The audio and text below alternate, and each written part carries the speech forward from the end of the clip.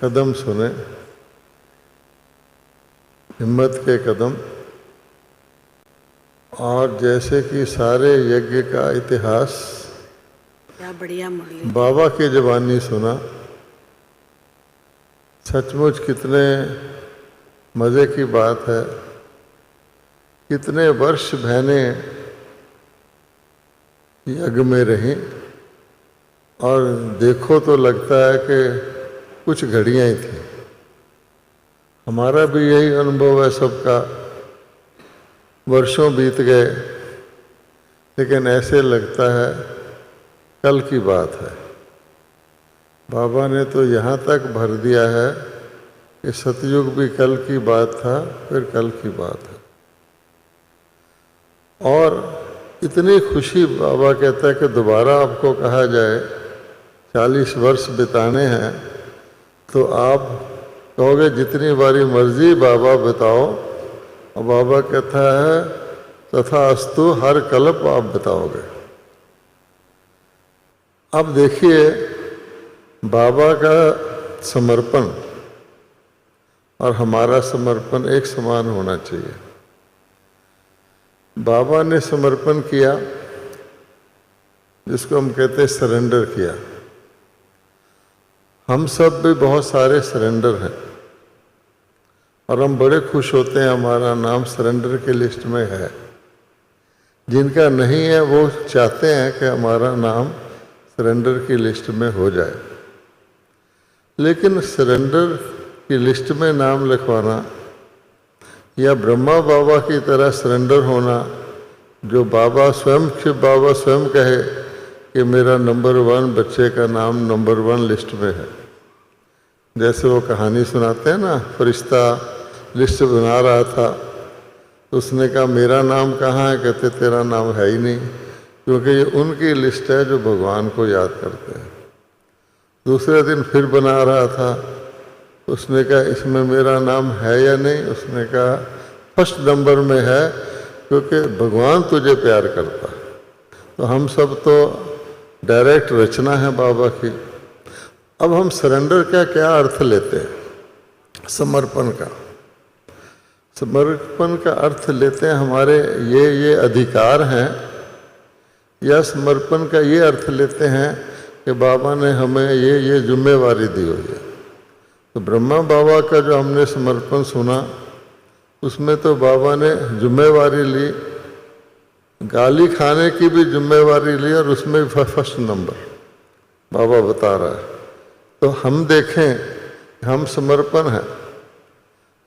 ब्रह्मा बाबा के सारे लौकिक वालों ने जो बड़े स्नेही थे, सारे दुश्मन हो गए और सब गाली देने लगे। हमारे लौकिक जो हैं आज, हम भी सरेंडर हैं। अगर उन्होंने हमें गाली नहीं दी तो क्या हम सरेंडर हैं? वो तो खुश होते हैं कि वाह, और हम भी खुश होते हैं कि मेरे लौकिक। कई बार तो हम लौकिक में जाते हैं तो कहते हैं वो गया था मुझे भी भेजो, वो 1 साल में गया था मुझे क्यों नहीं भेजते? तो जब तक हमने लौकिक से गाली नहीं खाई, जैसे ब्रह्मा बाबा ने खाई है, यानी वर्षा क्या मिला? गालियों का वर्षा का वर्षा मिला। अगर हम कंपेयर करें कि हम सरेंडर हैं तो ज़रूर वो हमारे पक्के दुश्मन होने चाहिए। और हमें भी दिल में फील करना चाहिए कि लौकिक हमारे दुश्मन हैं। अगर नहीं है, थोड़ा थोड़ा स्नेह जाता है, उनका भी जाता है, हमारा भी जाता है, कॉम्प्रोमाइज़ करते हैं। तो सोचना चाहिए कि हम रियली सरेंडर हैं। जैसे वृत्ति की बात आती है तो बाबा कहते हैं कि बेहद की विराग वृत्ति रखो। अब बेहद की विराग वृत्ति के बगैर हम सरेंडर नहीं गिने जा सकते। तो क्या हमारी बेहद की विराग वृत्ति है? सारी दुनिया से, जिसमें लौकिक भी आ जाता है। अब ये सिर्फ रिश्तेदारों की बात नहीं है, लौकिक वस्तुएं हैं, लौकिक व्यक्ति हैं, अलौकिक को भी गिन लो। तो आप सोचो कि बाबा ने कहा कि एक से ही सारे रस लो। अगर एक रस स्थिति हमको बनानी है तो हमें सारे रस एक से ही लेने चाहिए। अगर हम किसी और से किसी प्रकार का भी रस लेते हैं तो ना तो हमारी एक रस स्थिति बन सकती है, और जो हम कहते हैं अटल अखंड निर्विघ्न स्वराज्य, उसमें भी फर्क पड़ जाएगा, क्योंकि हमने स्थिति भगवान के साथ 100% सारे संबंध ही नहीं जोड़े, तो हलचल रहेगी। हलचल तो मन में होती है। बाबा ने कहा जो भरा हुआ होता है उसको वो हिलता नहीं है, जो कम भरा हुआ होता है वो जरूर हिलता है। तो इसलिए कहा जाता है अध जल गगरी छलकत जाए, कि कोई गागर आधी भरी हुई हो तो पानी जरूर छलकता है। आज तो बाबा ने बड़ी मज़ेदार बात बताई है, क्या कि जो फुल भरा हुआ नहीं है तो वो उछलता है ना।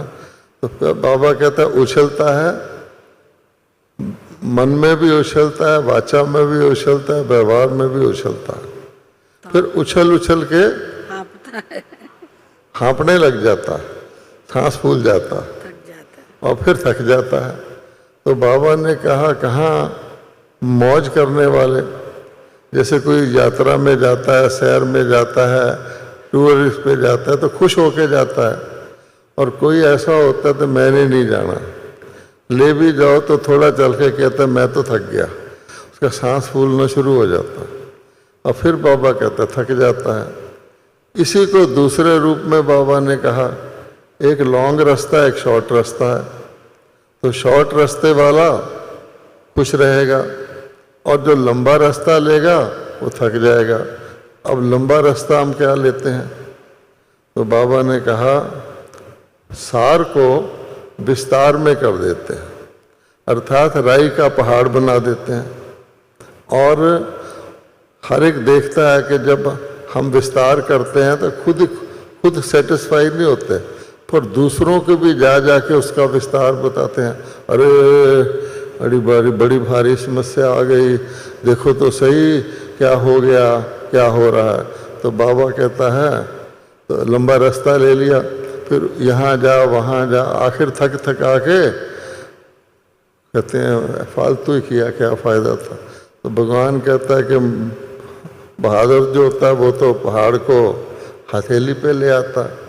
तो हमको रोज़ बाबा मुरलियों में यही बातें सुनाते हैं कि अगर गहराई में जाएंगे तो घबराएंगे नहीं। ये बाबा का एक स्लोगन है, किसी चीज़ की भी अगर आप गहराई में जाएंगे, सागर की भी गहराई में जाएंगे तो आप मोती मिलेंगे, ऊपर जाएंगे तो लहरों में थपेड़े खाएंगे। इंग्लिश में भी कहते हैं अगर डीप जाओगे तो डिस्टर्ब नहीं होगे। तो हम हमेशा डीप का मतलब क्या है, जिसको बाबा ने कहा सहनशीलता, उसको आप गंभीरता भी कह सकते हैं, अंतर्मुखता भी कह सकते। और ये सहनशीलता का आधार बाबा ने बताया है शांति की शक्ति। शांत वाला अंदर ही अंदर सब संभालेगा। बाबा ने कितनी प्रकार की सहनशीलता बताई, यज्ञ के वत्सों से भी सहनशीलता बताई, वही ट्रेटर बन गए। अच्छा, फिर बाबा ने दुनिया की लौकिक की बताई, फिर सेवा में यज्ञ में कितनी ऊंची नीची बातें आई। पर हमने बाबा को कभी, जिसका नाम ही नंदी है, मुस्कुरा के बगैर, यानी कोई समस्या भी आए तो पावरफुल जो होता है ना, शेर के आगे कोई बकरी आ जाए तो मुस्कुराता है ना कि भाई क्या है ये। तो बाबा ने कुमारों को भी कहा चैलेंज करने वाले, तो सारे बीके हम लोग जो हैं, हमारे आगे तो समस्या का डरनी चाहिए कि मैं आऊँ, क्योंकि आएगी तो हार खा के जाएगी, झुक के जाएगी। लेकिन हम खुद छोटी बात को बड़ा, उसका नतीजा क्या होता है कि वो जो सार वाली बातें हैं वो हम जीवन में धारण नहीं करते, तो हल्की हल्की करते हैं। तो बाबा ने अनेक प्रकार से बताया है कि सहनशीलता अगर आपने बाबा में देखी, मम्मा में कितनी देखी। अभी अभी हमने सुना था कि लास्ट दिन जिस दिन मम्मा ने शरीर छोड़ना है उससे कुछ घंटे पहले बाबा ने उनसे अंगूर बंटवाए सबको। जिन्होंने वो अंगूर लिए किसी ने नोट किया या सोचा कि मम्मा ऐसी उनको कष्ट है या वो शरीर छोड़ने वाली है? वही मुस्कुराता हुआ चेहरा कि मुझे मेरे चेहरे ने सेवा करनी है, मुझे बाबा ने इतना ज्ञान दिया, कितना भी कर्म भोग है। बाबा ने भी अंत तक ऐसे किया। अब आ जाइए आप हमारी दादी प्रकाश मणि जी पर। अब दादी प्रकाश मणि जी के टाइम में कितनी पार्टियां निकली, कौरव पांडव पार्टी, शंकर पार्टी, ये राम बाण पार्टी, कितनियां निकली। बाबा के समय तो 1-2 ट्रेटर होते थे, पूरे के पूरे ग्रुप बना के। कभी दादी जी ने चिंता किया कि ये पार्टियां निकली हैं, कितनी बातें हुई, ऊंचा नीचा। कई बाबा के बच्चे भी सामने बोल देते हैं। मेरा खुद का अनुभव है कि एक बारी दादी जी के मैंने सामने बोल दिया। क्या हुआ कि इंद्रप्रस्थ में हम रह रहे थे तो 2 खाट थे, तो दादी जी शाम को मिलने आते थे बच्चों से। तो किसी ने मुझे कह दिया कि एक यहाँ दादी, बहुत लोग आ गए हैं, दादी तुम्हारे कमरे में तीसरा खाट डलवाने वाली है। उसने कह दिया जैसे कल भी आया था, सुनी सुनाई बातें, शास्त्रों की भी सुनी सुनाई बातों से क्या हुआ। तो मेरे मन में आ गया दादी तीसरा खाट डलवाने वाली, यहाँ तो जगह ही नहीं है। तो दादी जी नॉर्मल मिलने आए, तो उनके बोलने से पहले ही मैंने कहना शुरू कर दिया, दादी आप खुद देखिए ना, यहाँ खाट, तीसरी खाट की जगह कहाँ है, यहाँ तो हिल ही नहीं सकता व्यक्ति। दादी ने उस बारे में कुछ भी नहीं कहा, मुस्कुराती रही, कहीं कहे सब ठीक ठाक है, चली गई। रात को 12 बजे मैंने जाग खोली तो एक धड़ाम से आवाज आई, बड़े जोर से क्या है? आवाज आई बड़े कुछ गिरने की। तो मैंने क्या देखा कि मेरी साइड में थर्मोस था, उन दिनों शीशे के थर्मोस होते थे, तो वो थर्मोस धड़ाम से गिरा और टूट गया। अब मैंने सोचा मैं तो सालों साल यहाँ आता हूँ, कभी मेरा थर्मस नहीं टूटा, इसी फासले पे रहता है, आज क्यों टूट गया। फिर मैंने सोचा कि मेरे मन के अंदर जो मैंने डिस्टरबेंस पैदा किया है, दादी जी से ऐसे बोला, उसका नतीजा ये है कि सोते हुए में भी मेरे में वो डिस्टरबेंस था, वो थर्मोस टूट गया। तो अब ऐसी बहुत सारी बातें हमने देखी हैं। एक बार दिल्ली पांडव भवन में भी ऐसा हुआ था, किसी ने दादी जी को कुछ कह दिया, उन्होंने मुझे आके बोला तो मैंने भी जोर जोर से बोल दिया। अच्छा, फिर अगले दिन दादी जी मुझे उसी प्यार से बोल रही हैं जैसे उनको याद ही नहीं। तो मुझे बड़ी शर्म आई कि देखो इनको मैंने इतने जोर शोर से बोला, ठीक नहीं बोला, लेकिन दादी तो वही उतना ही प्यार। तो मेरे दिल में एक ज़बरदस्त रिस्पेक्ट पैदा हो गई कि ये शक्ति है, जिसको शक्ति कहते हैं। तो हम लोगों की शक्ति कोई ज़ोर से बोलने से, कोई लौकिक शक्ति दिखाने से, या वो शक्ति नहीं है। असली शक्ति यही है जो बाबा कहता है, जिस शक्ति से माया तुम्हारे नज़दीक नहीं आएगी।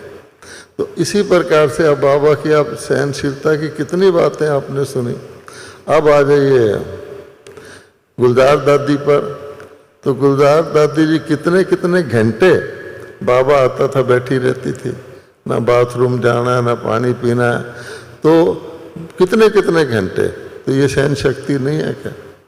तो हमने देखा है, उसका हम कभी कभी अनुभव भी करते हैं। एक बारी मैं रशिया में चला गया, तो दूर जाके उन्होंने 2-3 घंटे के बाद उनका हॉल था, तो उन्होंने तरबूज खिला दिया। रशिया में क्या होता है, एक ही फल आता है एक दिन में। मैंने कहा बहन जी इतनी दूर जाना है, तरबूज खाऊंगा, मुझे बाथरूम आएगा। नहीं नहीं, अच्छा मैंने खा लिया। अब तरबूज खा लिया और रशिया में छुट्टी का दिन था, तो रास्ते में मुझे जोर से बाथरूम आ गया। वहाँ ऐसा नहीं है कि आप इंडिया की तरह हर जगह बाथरूम ही है। तो मैं कहूँ बहन जी, फिर मैंने गुलजार बहन को याद किया कि देखो दादी इतने इतने घंटे हैं बैठती है तो मैं नहीं बैठ सकता क्या? तो मैंने अब उस सीन में ला करके कि दादी बैठी है तो बाथरूम का ये होता, भूल जाओ ना तो फिर आप को लगता नहीं। तो इसी प्रकार से एक बारी ऐसे एक मंत्री का भी हुआ था। दिल्ली में एक अशोक विहार, दिल्ली की दूसरी तरफ है, वहाँ मेला था। मंत्री न्यू दिल्ली में रहता था, 2.5 घंटे का रास्ता था। हम उसको ले चले। पहले तो सोचे कितनी की दूर है, मैं उसको बातों में लगाता रहूं ये वो। फिर उसने बिल्कुल गेट के पास जाके कहा मुझे बाथरूम जाना है। मैंने कहा अच्छा। तो सब लोग स्वागत करने के लिए उसका फूल लेके खड़े थे। मैंने भाई बहनों से पूछा, कहते साथ वाली बिल्डिंग में हमने अरेंजमेंट किया हुआ। मैंने कहा भाई कहते नहीं नहीं। उसने स्वागत भी करा लिया, उसके बाद सारा मेला भी देख लिया, मेला देख के भाषण भी कर लिया। तो जब वो खाने पे बैठा, मैंने कहा मंत्री जी आपको बाथरूम जाना था ना? कहते हम भी तो योगी हैं। अच्छा। तो कहने का भाव ये है कि सचमुच ऐसा होता है। तो दादी जी का नाम ले करके मैंने उस संकल्प को दबाया। अच्छा, ऐसा भी नहीं है कि आप किसी की कॉपी करके दबाओ तो पूरा हो जाता है। 1.5 घंटा तक तो दबा रहा। अब आखिर जाके मैंने कहा भाई अब तो कुछ हो नहीं रहा। तो ड्रामा ग्रेट है। तो एक जगह एक क्लब खुला था कोई, बाकी तो सारा बंद था। कोई क्लब था जिसमें खेलने वाले आते हैं। तो मैंने बहनों को कहा इसको रुकवाओ, और उसके काउंटर के पीछे ही बाथरूम था। तो उसने कुछ रशियन में बोला, इस तरह से हुआ। मतलब कहने का ये है 1.5 घंटा तो दादी ने मुझे बचाया। अगर मैं और भी तपस्या करता तो शायद अब तक भी ना आता। तो कहने का भाव क्या हुआ कि ये जो धारणाएं हैं ये हमको सिखाती हैं अंदर ही अंदर। जितना हम सहन कर ले, मान लो एसी चला गया, अब एसी चला गया, जिनको एसी की आदत है एसी चला गया, एसी चला गया। अब हम कहते हैं अच्छा हुआ चला गया, किसी दिन तो पंखा भी नहीं मिलना, ऐसा समय आएगा। अगर हमने सीखा हुआ है तो हमें कोई प्रॉब्लम नहीं है। तो इसलिए ये जो छोटी मोटी बातें ये तो हमें पक्का ही करती है ना।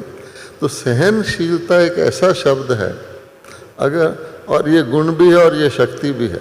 तो अगर हम इसको अच्छी तरह रख लें तो आप देखेंगे सहन करने से शक्ति जो आती है वो बोलने से, वर्णन करने से, रिएक्ट करने से नहीं आती।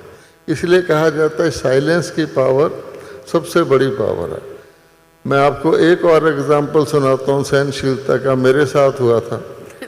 मैं दिल्ली से मथुरा जाया करता था, मेरी माता जी रहती थी सेंटर है। तो एक दिन मेरे दांत में बहुत जोर का दर्द हो गया, और दांत का दर्द जो होता बड़ा मुश्किल होता सहना। उधर से मैंने ट्रेन पकड़नी थी, नई दिल्ली स्टेशन थे। तो रास्ते में एक डॉक्टर था, वो मेरे पिता फैमिली डॉक्टर था। मैं उसकी दुकान पे चला गया कि मेरा ठीक करेगा। वो दिन और थे मेरे पिताजी के, और अब और हैं। डॉक्टर के पास 100 मरीज बैठे थे, वो ऐसे करके देख रहा था। तो मैंने कहा, कहता आइए बैठिए। उसके बाद उसने गर्दन भी नहीं उठाई, और बड़ा बुरा लगता है कि मरीज़ को देख रहा है, मैं बीच में जाऊं। तो मैं 20 मिनट तक तो देखता रहा। फिर मैंने कहा ऐसी क्या बात है, हैं? अब ये डॉक्टर तो पता नहीं कब देखेगा ट्रेन का। तो मैंने ज़ोर से संकल्प किया कि मैंने डॉक्टर के नहीं बैठना, कुछ भी हो जाए। और 10 मिनट में मेरा दांत दर्द गायब हो गया। आज तक नहीं हुआ। तो कहने का भाव हम अपने ऊपर एक्सपेरिमेंट करें। आज की जो बाबा की है हिम्मत देने वाली शक्ति है, इसको आप प्रैक्टिकली करेंगे तो आपको इतनी अथाह शक्ति महसूस होगी, और बाबा साथ रहेगा। आज बाबा ने बहुत अच्छा कहा कि सारी गड़बड़ लूज कनेक्शन से होती है। हम सब के बाबा साथ है, ऑल माइटी है, और ऑल माइटी से बड़ा तो कोई होता नहीं। वो कहता है हर वक्त साथ हूँ, लेकिन जरा सा कनेक्शन लूज हो जाता है ना, तो हम लूज ही कर देते हैं कि अब होना ही नहीं, अब कनेक्शन जुड़ना ही नहीं है। तो बाबा ने ये भी कह दिया कि 1-2 मिनट लगेंगे, पर उसको आप टाइट कर लोगे तो आपको छोटी मोटी बातें इधर उधर की सबसे हटके एकदम। मैं यही बैठे बैठे सोच रहा था कि तपस्या जिसको कहते हैं, बाबा का गीत भी बना हुआ है, बाबा के कदमों का कि इसे तपस्या कहते हैं, है ना, इसे तपस्या कहते हैं। तो हमने तपस्या धाम तो उधर बनाया हुआ बड़ी दूर, है ना। अगर हम शांति वन को तपस्या धाम बना लें कि भाई ब्रह्मा बाबा ने तपस्या करी है, तो और तपस्या का मतलब भी ये होता है कि जो चीज़ आपके रास्ते में रुकावट आए, आपको बाधा लगे, आपको अच्छी ना लगे, उसको पसंद करना, और जो चीज़ हमको अच्छी लगती है उससे न्यारा होना, यही तपस्या सारा दिन हम कर सकते हैं। तो अगर हम इसको तपस्या धाम बना लें तो मेरे ख्याल में सारा बेड़ा पार हो जाएगा, क्योंकि तपस्या में प्रॉब्लम नहीं रहती, भेदभाव नहीं रहता, मैंपन नहीं रहता, और एकदम शक्ति आ जाएगी। तो ब्रह्मा बाबा के 2 स्टेप हमने सुने, ब्रह्मा बाबा के फुट स्टेप पे हम चले, उसने कहा समान बनो, और इसमें वैसे सुख ही सुख है। बाबा ने बहुत अच्छा कहा, आपकी वृत्ति अगर मूंझ जाए, यानी सूत अगर एक बारी मूंझ जाता है, उसमें जो कुछ भी करो और मूंझता जाता है। तो ये जो मूंझी हुई हमारी वृत्ति है, जिसमें हम कहते हैं क्यों, क्या, ऐसा क्यों, चूज़ करते हैं। जैसे बाबा ने बताया, टीचर कहती है कि मैं तो टीचर बन के आई थी भाषण करने, इस काम के लिए थोड़ी मैं सरेंडर हुई थी। तो इसलिए ये जो मुंझाइश है, अच्छी चीज़ को भी मुझा देती है, मुंझी हुई को तो मुझाती है। साधनों का भी प्रयोग नहीं करने देती ठीक तरह, क्योंकि मूड खराब हो जाए तो साधन भी अच्छे नहीं लगते। तो अगर हम चलिए भाई, बुद्धि की मुंझाइश को दूर करें तो ठीक हो जाएगा। ओम शांति। चलो भाई गीत बजाओ। मैं समझता हूँ वो जो गीत है ना, आपने कहा दिल से कहो, वो बैन है। इसकी जगह एक दूसरा भी गीत जो बाद में आया था, ये पुनीत का गीत है, ये हमने बैन किया हुआ है। अच्छा। हाँ, तो वो एक दूसरा गीत भी था, मेरा बाबा मेरा बाबा। चलो कुछ भी बजाओ।